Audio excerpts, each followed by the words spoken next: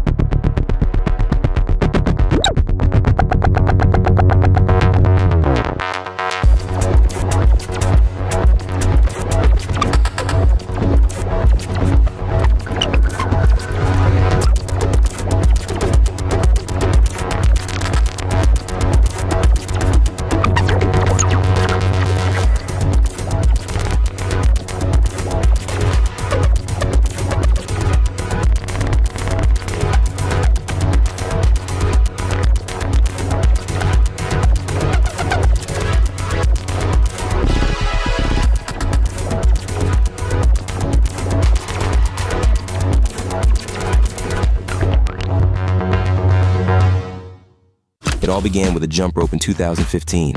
It was tangled, plastic, and poorly adjusted. We knew we could do better, and so we did. We built our first prototype by hand. It worked. It made a difference. Our first double unders made a big impact. We felt the joy of success for the first time, and it felt magical. From there, our mission became clear: to facilitate the joy of success for athletes around the globe. Since then, we've focused on one thing: improving what others overlook. Engineering and innovation are our tools. We created jump ropes like the Fire, Earth, and Cyclone, each better than the last. Breaking records and winning global awards wasn't enough. We built the first grips that actually grip. We broke the chalk dependency and helped you achieve that first muscle up, that first pull up. Every product solves a real problem. Every product brings you closer to success. Step by step, we push forward by your side. We refined, tested, and adapted. Each time, we learned more. Innovation is progress made through persistence, but that's what it takes. The struggle is real, but so is the reward. We are V-Lights. We are made, not born.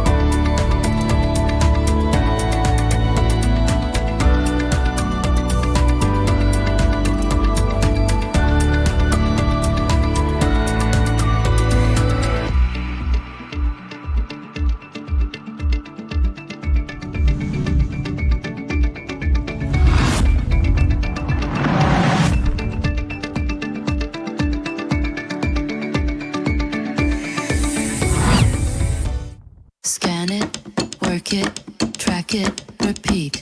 Scan it, work it, track it, repeat. Scan it, work it, track it, repeat. Scan it, work it, track it, repeat. Scan it, work it, track it, repeat. Scan it, work it, track it, repeat. Let's go.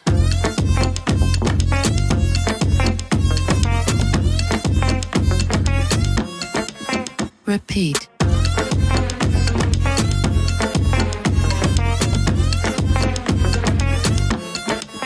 Repeat. Scan it, work it, track it, repeat. Scan it, work it, track it, repeat.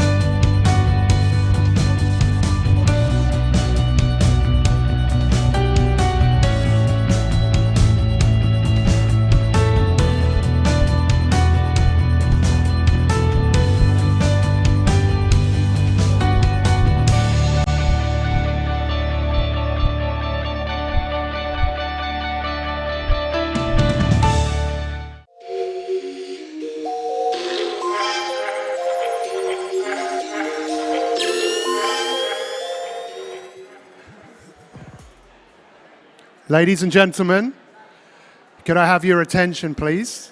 Ladies and gentlemen, could you please start to take your seats?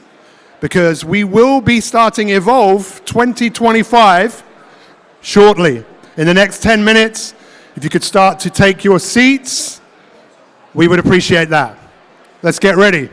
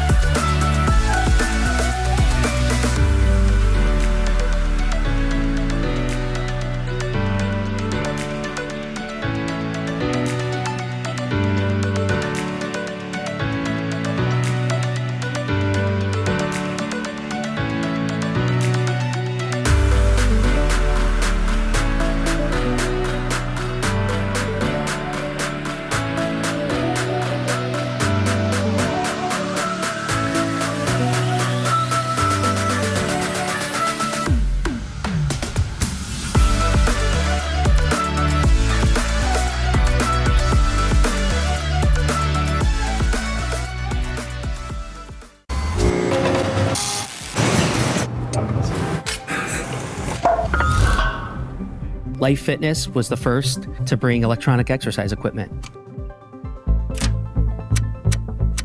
We have two great brands with Hammer Strength and Life Fitness, and they're very different, even though they share a lot of similarities between them. We both start with the exercise. Once you get on the product, you should be able to recognize the attention to detail and how things feel. If you understand what your customer needs, you're going to be able to resonate with them. When you're working with people, you really have a feeling that they want to help you be as successful as possible, whatever that looks like. It's inspiring people to get up every day, get into a routine of working out. I couldn't imagine doing anything else. I wake up excited to look at fitness machines every day, and it's a blast. It's a great team, it's a great product. We inspire the world to work out. That's where Life Fitness and Hammer Strength is today, and that's where we're going to be in the future.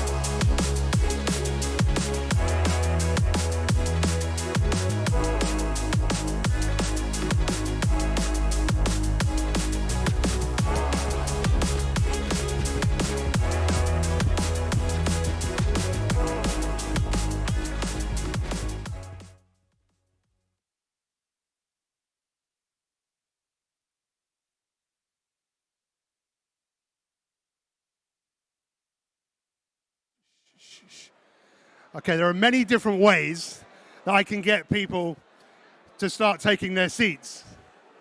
This is a challenge, right? Okay, hello, ladies and gentlemen. Let's come and sit down right now. Right now. Right now. Everybody, we are about to begin. We might as well begin a few minutes early. But this means everyone needs to come and take their seats. This is looking better. I can see people starting to sit down. Who's excited? Is anyone excited? Yeah? Yes? Maybe a little bit? I know you're excited. Okay, come and take your seats. You better sit down immediately, all right? Or it's all just going to kick off, or it's 20 burpees. If you're not sitting down in the next 5 seconds, it's 150 burpees. Okay? Come and sit down. We are about to begin. We're about to get this road on the show, this show on the road. Okay. Let's go right back here. There's a lot of people to tell off here. All right. Okay. Come on. Come and sit down. Come and sit down, please. Come and sit down. Guys, come and sit down, please. We're just about to begin. Oh, this is better. This is good. This is good. All right. We are about to begin. We are about to begin. We're going to begin a few minutes early. What do you reckon? Is that a good idea? Yeah. Yeah, it's a good idea. Look at that, 24 seconds. All right. All right. Shh. Ladies and gentlemen, this is Evolve 2025. Yes. And I am your host. I am your MC. And I would really appreciate it, just in the next 5 minutes, if I could have your attention. Would that be possible? Would that be possible? What's the most valuable thing that you own? Time? What else? The most valuable thing you own? Thank you. Someone said health. Some people say their children, but you don't own them. They're on a lease, just like your health. Your health is on a lease. I'd say that perhaps the most valuable thing that you own is also your attention. Right? Having your attention and giving people your attention is a wonderful thing. Isn't that a wonderful gift you can give someone? Your absolute attention, right? Would you agree? Just say yes, just for the hell of it. Because giving your attention to what you are going to experience today, I think is hugely important. How many of you would agree that there has never been a more important time in the history of this industry for us to really recognize what we really do, how we do it, who we serve, and to take it to the next level? Yes or no? You would agree with that, right? I mean, it's like, what are you doing here? I don't mean what you're doing here on earth. That's a good question. What are you doing here on earth? What's the point of being here on earth? What are we here to do? Well, I'd say we are all here because there's somewhere to go. Yes? Is there somewhere to go? We're all here because there's somewhere you want to go. Yes? There's somewhere you want to go. And there's somewhere you want to take your business, what you do, your product, your service. There's somewhere you want to go. Now, I'm going to challenge you, because before we go anywhere, I'm going to ask us to stop. Which is a really difficult thing to do, isn't it? To stop. Not completely stop. But if we look at our industry, we are always on the... How many of you have ever been to an event, a fitness event, and it's over even before it started? Like maybe you've been to URSA or another convention, and you feel like it's ended even before it started. And I think part of that is because most of us, the energy of our industry is fast, isn't it? Isn't it? It's an industry where we're kind of always on the go. By the way, I first started teaching aerobics in 1989, and I remember doing things like this, big movements. No one else was. People would be doing smaller movements than me. And I would often think to myself, if I was doing smaller movements, what would people be doing? Probably nothing. And this is the challenge today, I'd say, is let's go big. Let's think differently. Let's rethink. Let's reposition. We've got an incredible opportunity to look at things with a fresh pair of eyes. Yes?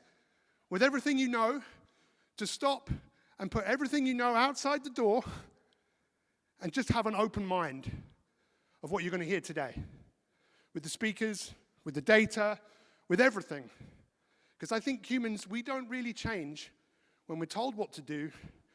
We tend to change when our perspective changes. Yes? And I think we have to look at this industry with a fresh pair of eyes. There's never been a better time. We've never been needed in the way that we're needed now. It's the best time, is it not? So, as your MC, I'm just going to ask you to get involved, to pay attention. Thank you. I feel like I have your attention, and I appreciate that. Did you know, just a few things before we kick things off, we are live streaming. Can someone I need to get my phone. I left it back here because I just want to show you. If you haven't downloaded the app, the virtual roadshow, on your tables, you will see, you could send this to someone right now. Because there I am. Look, there I am. I wonder how I'm performing. Look. Hello? I need to get my phone. I left it back here because I just want to show you. Isn't this weird? Have you ever had this experience? That was me in the past. Hello? Hello? So we are live streaming this. You could send this to someone right now, and they can have access to this day. This day is such an important day for all of us just to make things better. That's what we're here to do. That's what I believe is the purpose of life. The purpose of life is to get better. I saw Jordan Peterson on the Stephen Bartlett podcast the other day, and he was talking about life is not meant to be easy. Life is meant to be difficult, challenging, and hard. And when you do something that's difficult, challenging, and hard, most people feel better for it.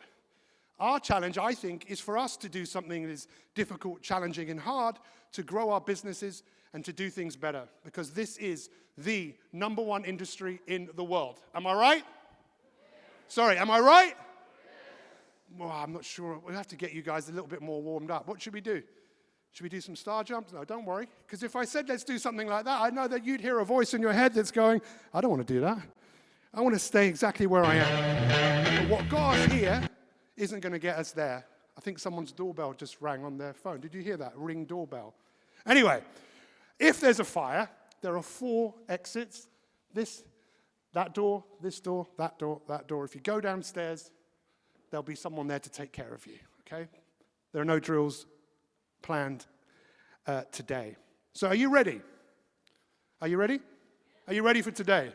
What's your intention for today? What would you like to get out of today? Is there anything specific that you want to achieve, to learn? Are there people that you want to meet? Because if you think about that and we start the day with the right intentions, chances are when you leave, you'll leave in a better shape than you were when you came here. So I'm going to introduce to you David Turner. Put your hand up if you know who David Turner is. Just put your hand up. So some people don't know who he is, and I heard his name, but I never met him until yesterday. And he's one of those people that if you don't know him, you don't know him. But if you do know him, you'll probably never forget him. And when it comes to pioneers of this industry, I know he's a humble man, and he probably won't enjoy me talking about him in this way, but he's done so much for our industry, and I feel like at the age that he is now, he has only really just got started. And some of his ideas and some of the things he wants to do, I'm so excited by that, and what we can do with data, taking data to the next level.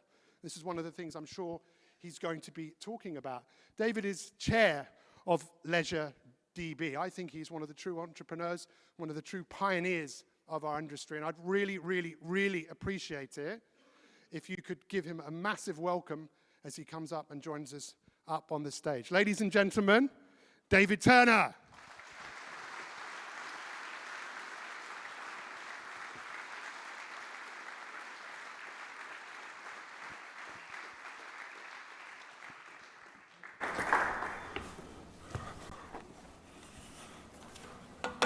Well, that's one hell of a build-up.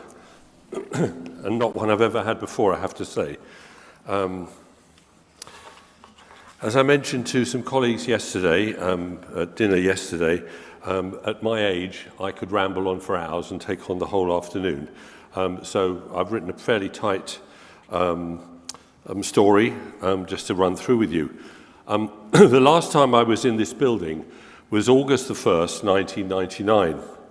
It was the hottest day of the year, and the Porchester Hall either had no air conditioning or it wasn't working. Contrast to today. Oh, sorry. Right. It was for my daughter's wedding, and I was making a very different speech than the one I'm making today. It was the father of the bride's speech. 26 years since my last visit, here I am again, thanks to Duncan Jefford and Anya Kvek from Everyone Active, back at Porchester Hall, giving a very, very different speech than the one I gave them. And to welcome you all, actually, to the launch of the 2025 State of the UK Fitness Industry annual report. Let me talk about the PLC story because it's quite an interesting one. 3 months after my daughter's wedding in October 1999, together with my two partners, Fred Turok and Jeremy Taylor, we floated LA Fitness on the main London stock market. Within 6 years, by 2015, all the health club PLCs had been privatised, and I apologise to anybody if I've missed one of the PLC names out. The market has fallen out of love with a potential possibility for growth in clubs and membership in the sector. So I started work on my first club, City Squash, in 1977, nearly 50 years ago. And looking back, I've seen many fascinating changes in our wonderful UK industry over that period. Up to the 1970s, the market was dominated by sports clubs, bodybuilding clubs, and some local authority centres. The 1960s and 70s saw the growth of private squash clubs, and that's where I came in through my passion for squash. It was never very good, but it was a passion. In the 1980s, Jane Fonda turned the industry upside down. She ignited an aerobics and studio exercise explosion. And this was followed in the 1990s, following the property recession. I'm only talking about the UK, but following the property recession in the UK of 1989 to 1992, with a rapid growth in private health clubs, with the larger groups raising investment funds by going on the London Stock Exchange between 1994 and the year 2000. Between 2000 and 2005, as I mentioned earlier, all these entrepreneur-led companies were privatized, and following the financial crisis of 2008, and with the help of technology-driven club management, the budget no-frills clubs start to make a real impact on the market. At the same time, specialist boutique offerings, because I would say the entrepreneur-led groups the entrepreneurs had moved out of them and they were being run by financial institutions. There was a marketplace certainly for expertise, and the boutique offerings appeared on the high street for spinning, Pilates, HIIT, yoga, and many other small disciplines. COVID in 2000 saw the value of online training and home equipment sales. Some of that has gone back, but it established it in the marketplace. And at long last, for the future, connected technology is beginning to be able to bring together our clients' health and various exercise and leisure activities. We here at Leisure Database have been collecting data on the key matrices of the UK industry for over 20 years. We've done it by desk research and by ensuring that we've direct contact with as many of the 7,000 odd clubs and facilities as possible. Over the years, this has been between 65 and 85% of the facilities, a huge sample. The data itself is interesting, and it tells us facts. However, it's the interpretation of these facts where the real value lies, and at LeisureDB, our research and management team all have direct expertise in the industry to properly and meaningfully interpret the data. So what's the future for data, and what are the data sets that will help us build for the future and take our rightful place as vanguards in the healthcare and wellness industry? The data we collect has many audiences, and it's the audience which is very important, as well as the facts that we collect. Up until now, the key matrices that we've collected have been financial. Numbers of members, price per member, openings, closings. This data has been used to validate investment to the industry and to support our claims of the vital role we play in society to government. It's been a very specific audience that although we judge ourselves by this and we talk about it, the audience for this data is actually relatively small. Whilst these data sets are valuable, they're not the only data sets that matter if we're going to build a better developing and evolving product for our members, and more importantly, for those who are not yet our members. We should never forget the fact that if we have a penetration of 16 to 17%, it means there's 83 to 84% of people who are not our members.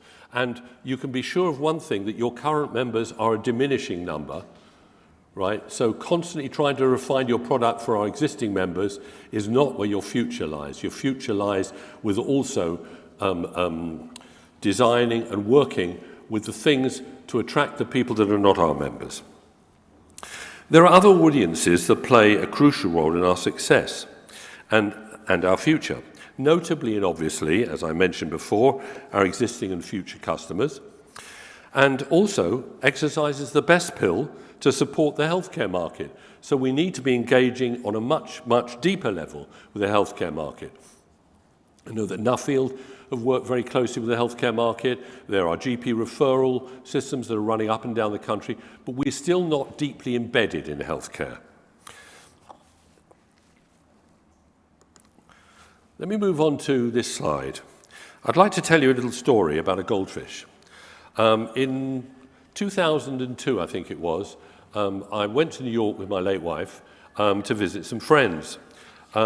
We booked into a hotel, I think it was called the Soho Grand, and this hotel was one of the new modern hotels, you know, with a room that's too small, lighting that's too dark, but it's very trendy, and there's lots of good pictures on the wall. A week before we were due to check in, I got an email saying, what would I like in our minibar? I thought that was very nice. And I read on, and it said, and would I like a goldfish in my room? I chuckled and smiled, like I'm sure some of you are doing now with that somewhat meaningless offer, but it made me feel very good about the fact that I was going to go. Well, I'm sure many of you have traveled to the States, and as you know, it's not just the 5 or 5.5 hours on the plane. It's 2 hours waiting for the plane, an hour getting to the airport, and when you finally arrive there, it's the dread of the Gestapo at New York Airport when you go through there, and then you go and try and collect your bags on a rather crowded area to get the bags, and when you finally get all of that, there's going to be a taxi that's going to bounce you on bad roads into New York. And you know that when you get to your hotel, you'll go to the reception and you know they're going to give you the wrong room, the room that is next to the lift, and you know you're going to have to change that room at least twice. And throughout all that period of that day's traveling, you are ready to kill someone at the reception of the hotel. And as my wife and I walked up the steps of the hotel and arrived at the reception, there was a goldfish bowl on the reception. And all of that stress melted away when I saw that. And I would say that to me was a real wellness experience. So let me come on to wellness itself, because for me this is what I would regard as the future. We all use the word wellness, and it together with the word well-being is a much abused and somewhat undefined word. I can talk to any one of our suppliers, our operators, and each one of them will give us a slightly different definition of it. However, if we can arrive at a universally accepted definition that will lead us to establish the key matrices of creating a wellness index, we will then be able to build an ongoing data set to measure the performance of our members and our effect on the nation's health. So what do these somewhat abused words mean, and what factors could we measure and report on to give these words real meaning? As a general statement, it definitely has to include measurements of physical and mental well-being. But what else needs to be bundled in to this index, and how do we measure and collect the data? Our performance will be measured by this index in the future, whether we like it or not. So it's an urgent task for us to understand and define these words. We at Leisure Database would love to hear your feedback and your thoughts to help build the goldfish effect. And I would like to challenge everybody afterwards. I'd like to build a group of people who can actually start this debate and start trying to narrow down what we as an industry regard as the matrices for wellness index. I don't know if many of you will recognize this face, but it's the famous American comedian George Burns. And he wrote a book which was called How to Live to 100, which he did, in fact. In it, he wrote, "Try to live to 100, as not many people die over 100. You're supposed to laugh. Clearly, he's a better comedian than me. It's not the joke, it's the way you deliver it. That quote may in the future not be quite as true as it was then or now, as there's so much work in biohacking, longevity research, and AI trying to crack the age and condition conundrums. So what is the future? What do we need to adopt to ensure we don't become irrelevant in our customers' lives? Biohacking, longevity, and the use of biological and medical data, and more about that this afternoon. The integration of healthcare and fitness, we have the wonder pill, and let's hope that the healthcare industry is just beginning to realize how important exercise is in this. One thing is certain, though, the future will require us to change and will come a lot faster than we think. We have to be ready and prepared to embrace it. In conclusion, I'd like to tell you a story, and in fact it's a story that I actually told here 26 years ago to my daughter. And it relates to us as an industry and how we operate. We tend to all operate in silos and think that our business is the one that matters and that we don't need other people. I told this story to my daughter and my future son-in-law at the wedding reception. And it's an old, I thought it was an old Hasidic story. But I found out, as I'm very friendly with the Bishop of Ukraine in the UK, and he told me that it was a story that he knew as well. And it's a story about heaven and hell.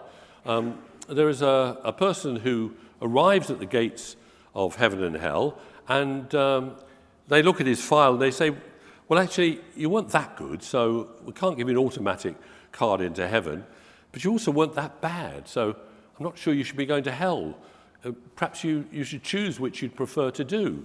And he said, well, do you mind if I go and have a look at both? So he said, fine, yeah. So he said, where would you like to start? He said, well, let's go to hell.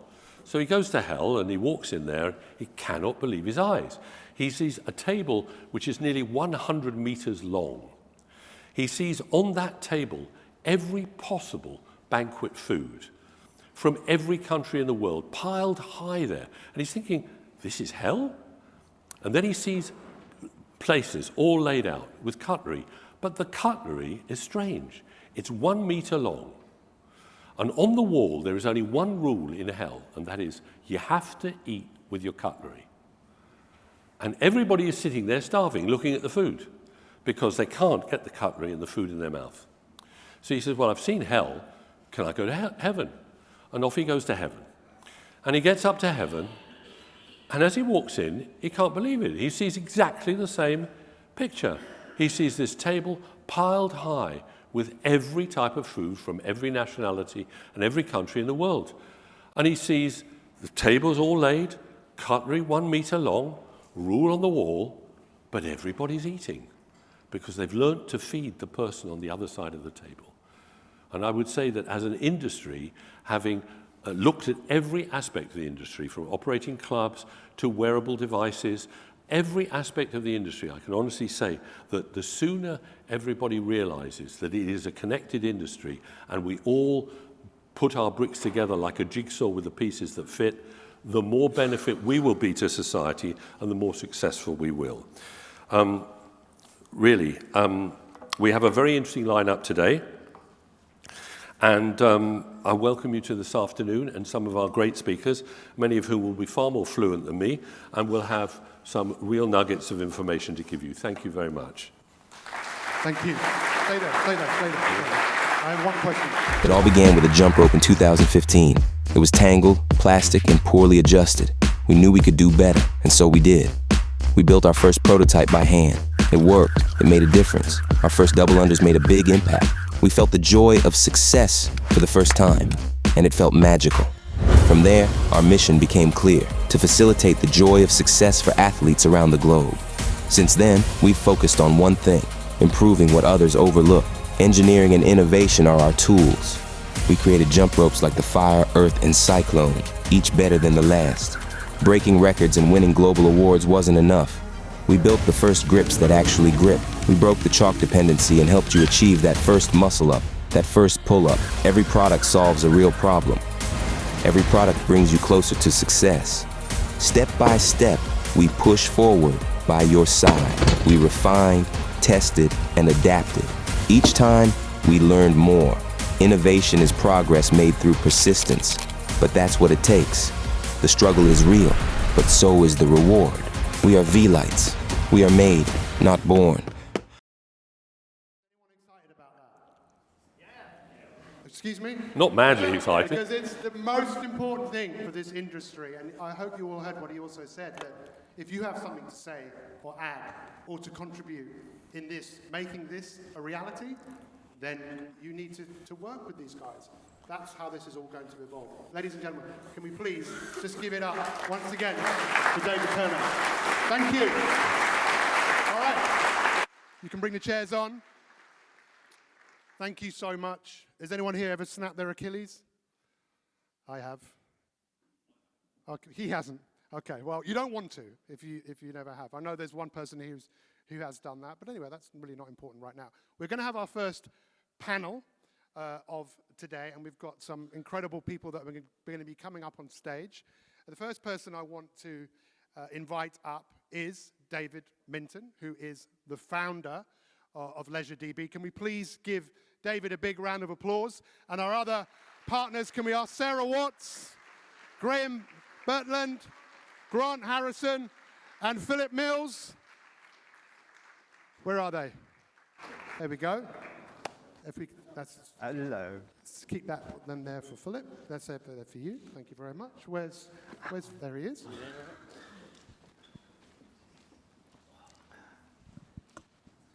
Here's a microphone for you. Hello, Peter.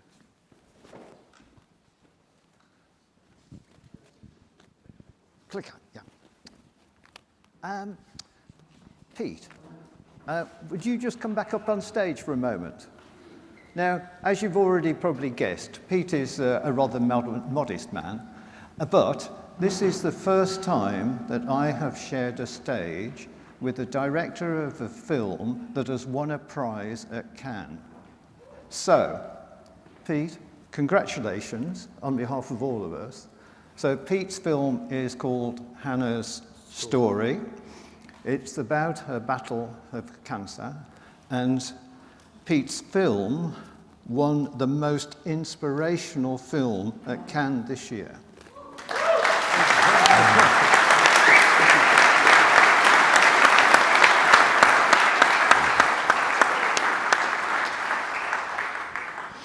So we moved from one great inspiration to 4 inspirations, no less.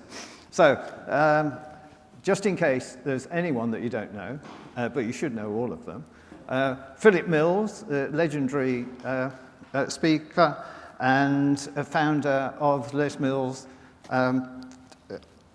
who probably is the most successful group exercise concept in the world.